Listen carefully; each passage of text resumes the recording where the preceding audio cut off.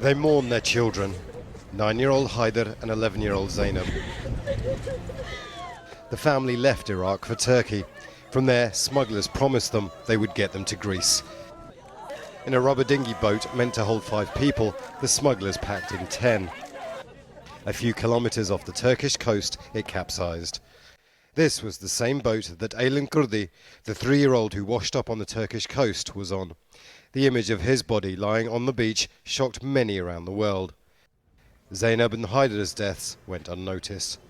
Their mother describes the moment she lost her children. The boat capsized on my head and my children's heads as well. They were wearing their life jackets.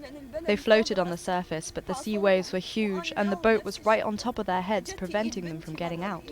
I was alongside them underwater. I sensed my daughter's hand touching me, then her leg touched my hands.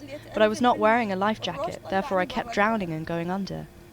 I didn't see them afterwards. The Coast Guards came to us after an hour.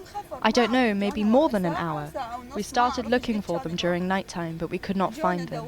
The next morning, the tide brought the bodies to shore.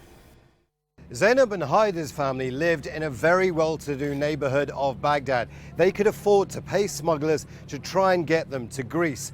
However, the vast majority of people fleeing the violence within Iraq live in camps like these. They can't afford to pay the kind of money the smugglers are asking for, so they stay here. But if they could afford to pay, they would leave.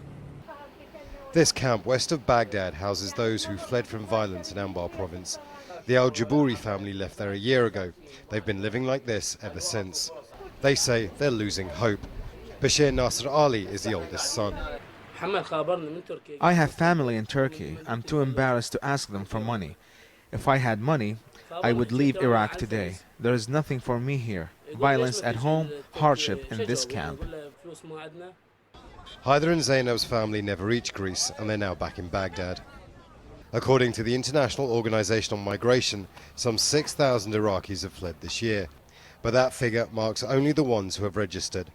Many more refuse to go the official route. Some of them leave camps like these, risking their lives and putting them in the hands of smugglers with often tragic results. Imran Khan, Al Jazeera, Baghdad.